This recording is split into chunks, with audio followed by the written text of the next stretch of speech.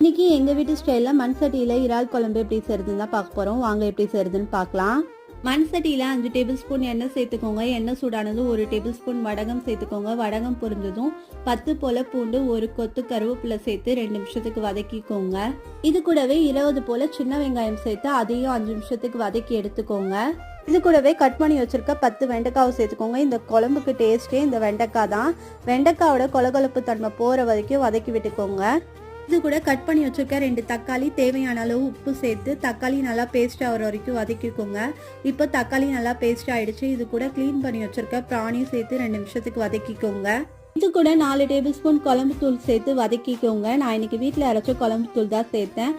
இது கூட ஒரு பெரிய லெமன் சைஸ் அளவுக்கு புளி தண்ணியும் சேர்த்து நல்லா மிக்ஸ் பண்ணிட்டு 10 நிமிஷத்துக்கு கொதிக்க விட்டு கடைசியாக கருவேப்பிலை தூவி இறக்குனா சூப்பரான இறால் குழம்பு ரெடி. இதை ட்ரை பண்ணி பார்த்துட்டு எப்படி இருக்குன்னு கமெண்ட் பாக்ஸில் கமெண்ட் பண்ணுங்க. பாய்.